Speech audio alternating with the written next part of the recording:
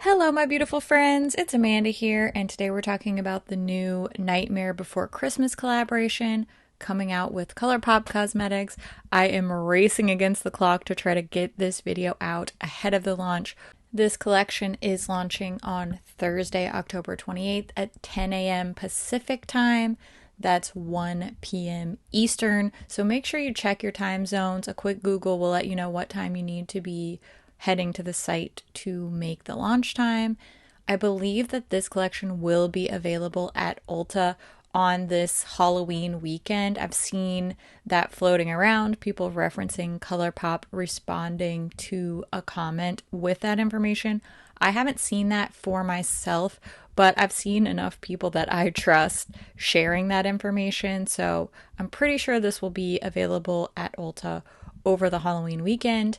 And if you decide to shop this collection on the ColourPop site, you should be able to use my affiliate code. It's just Amanda in all caps, and that typically will save you 10%. Sometimes certain items are excluded from affiliate codes, things like the full collection, which is already pretty deeply discounted. So just keep an eye on your total. I don't want you to use a code to your detriment, but I do appreciate everybody who chooses to support the channel using my code. So big thank you to everybody out there who does that.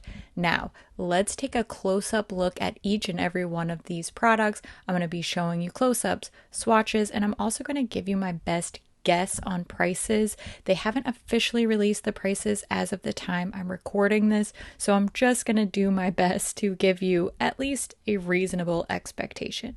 So let's start with these face crystals. Their regular line face crystals are $7, so I expect that this will be just a hair above that, probably in that $9-ish range. This feels kind of like a throwaway item to me. It makes sense for Halloween, but it's not really the most Nightmare Before Christmas type of item. It just feels more like a filler to me, but if you're somebody who likes these, the colors are cute. Now we have a detail blending sponge. This has the little zero ghost doggy on it. And I know that the sponge itself looks sparkly in this close-up. It's just from this dang glitter that's on the outer packaging. Now the packaging is greatly detailed, really, really beautiful, but I'll show you later how annoying this glitter is. This sponge is not nearly as soft and cloudy, pillowy, fluffy as the Pretty Fresh sponges that I love. This feels a lot more hard and stiff. And just to kind of give you an idea, their regular detail sponge is priced at $7. So I'm guessing that the Nightmare Before Christmas one will be a little bit more. Now we're moving on to the Glitterally Obsessed item. This has a cool funky shaped box. I wish that some of the other items had this because this is the only one with this kind of off shape, and I really like this idea for this collection. Here you can see how annoying this glitter is. It just rubs off, it gets everywhere. I don't like it. I like the idea of glittery, but I wish that it was actually better adhered to the packaging. But, you know, that's just maybe a picky detail, but it was just driving me nuts filming this. Now, the Glitterally Obsessed does have a little stopper to keep the gel base fresh. Just a reminder that the Glitterally Obsessed is not meant for eyes, it's meant for hair and body. And the Glitterally Obsessed from the NBA collection that just came out 2 seconds ago, those were $10 each, so I'm guessing this will be in a similar price range, seeing as this is also a collaboration item. And here's a swatch. This is a really fun, if you're into body glitter, this is a fun one. It's not the type of product personally I use a lot, but it does make a little bit more sense than the face crystals to me. Now we have two BFF liquid liners. The regular BFF liquid liners are $8. I do expect these will be more. Also, take a close look here. It says that these are made in Korea. I believe this to be a new development. I just went and grabbed one of my old BFF liquid liner packaging, and that one says made in LA. So I think that they have moved their liner formulation to a Korean production. And I gotta say, as somebody who does not wear liner, so I'm not the most well versed in the world, this liner is their best they've ever made.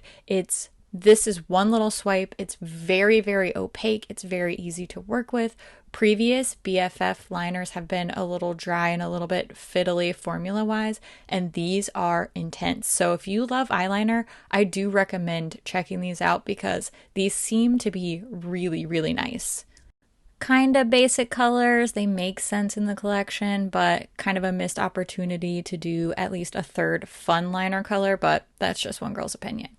Now we're moving on to a product I am so excited to see. We haven't seen new Jelly Much shadows in a really long time. I love the Jelly Much shadows, and it seems like there may be something new formulation-wise here. These feel really, really smooth. Obviously, they're beautifully packaged. And they have a new outer packaging instead of the plastic screw top pot. These are glass. They have this special packaging on the lids. They did come with little stoppers, which I recommend keeping to keep your Jelly Much from drying out. And if you struggle with Jelly Much shadows, I do have an entire video about these, about how to revive them, about how to use them if you're struggling. So I'll link that in the description box. But I have to say, I think these are the best products in this entire collection. I think the colors are cool. They're very fun. It's, to me, the most interesting and my top pick from this entire collection. And you know that when I pick something else over the palette, it's a pretty seriously good product. Take a look at the swatches here. I love the shades. I mean, the pink is kind of take it or leave it for me, but the shades Lock and Barrel have a beautiful shimmer to them. Lock is a gorgeous deep midnight blue. I love that. It's so different. Barrel is a nice shifty shimmer. These are great. These are my top pick. Now we have a really fun little addition. These are the Cream Luxe lipsticks. Now, I think that the packaging on these is actually better than the product itself. However, we are still getting that annoying little fine glitter everywhere. But these are so cute because they're like little Christmas ornaments. This would be a fun gift to grab for your friends, especially if you have a friend who's a huge Nightmare Before Christmas fan. All three of these shades are the Cream Luxe formula, and honestly, I love the idea of the little ornament. I wish that they would have pushed the colors to be just a little bit more spooky or weird. I mean, we're talking about Tim Burton.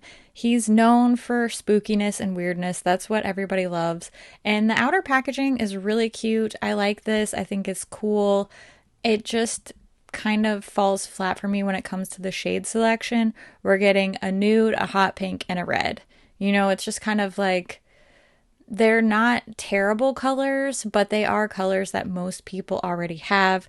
I assume that the nude one is the one that's going to sell out the most quickly, just as that's usually what happens with these collections. They have a cool little imprint on them. I just wish that we had a gray or a purple or even a blue. You know, this whole collection is severely lacking any sort of blue aside from the midnight blue Jelly Much shadow. But I feel like our girl Sally, you know, with that blue skin tone of hers, we're really missing out on blue. At least that's how I feel. Maybe not everybody feels the same way. I just don't understand all the hot pink and the lack of blue. Now let's move into the palette. The outer packaging and the palette itself have the same cover art. The main difference, as usual, is that the outer box is the one with the ingredients list. We do have some pigment warnings on some of these shades. If you have no idea what that means, I will link a video down below where I explain it more. Please check that out for your own health and safety and just general knowledge of eyeshadow. It's just a good thing to know. Now, I want to point out that this palette probably will be in that $22 range. That's what we've seen from the previous 12 pan Disney releases. This does have a mirror inside. It has a weighty feel, much like the Limoncello palette, but it doesn't have the bigger sized pans. These are the standard sizes that most of the 12 pan shades are.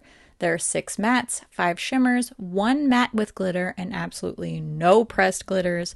I love to see that. I think this is overall a pretty unique color story. Like I said before, I do wish there was some blue. I would love to see an acid green or a swampy green and a couple of blues in here. Even aside from Sally being a blue character, a lot of the lighting and background in the film is very blue toned, so I am missing that a little bit. And I just wish that we had replaced these neon pink and orange colors with a little swampier, a little murkier, spookier type of shade selection. But I can see how this type of shade has more mass market appeal. It just feels a little bit off the mark for me. But I do like the weird juxtaposition of these kind of gray, cool toned, murky grays with these bright colors. That's kind of fun. And as you'll see from the comparisons you're about to watch, this is a pretty unique color story overall. The Gather Round Sisters palette overall, another great Halloween collaboration, and my favorite of their Halloween collaborations, has that same sort of murky vibe to it, but it's definitely a lot more muted and overall a lot more warm toned browns. The It's All Good palette is a pretty decent comparison for the brights, but when it comes to the gray tones, and it doesn't have anything close to a dark black. So, it's like halfway there. It also doesn't have that great blue toned purple shade that I love, but halfway there, I guess. Now, the best comparison I could come up with was combining the Ooh La La palette and the Baroque palette. This is as close as I could get with ColourPop, aside from just building a palette out of singles, which I potentially could do. Maybe we'll do that over on Instagram if you're interested in seeing an even closer dupe than this, but this is the closest personally I could come up with as far as comparisons. Now, that's all the info I've got for you. I'm going to do my best to get this collection video out so that you can see it ahead of the launch. Time is ticking down. I just want to hear what you think about this collection. Are you going to be ordering anything? Do you love it? Do you hate it? Do you feel very indifferent? I always love to hear what you think about things too, so make sure you leave all your thoughts down in the comments below. As always, thank you so much for watching, and I love all of your beautiful faces, and I will see you soon. Okay, bye!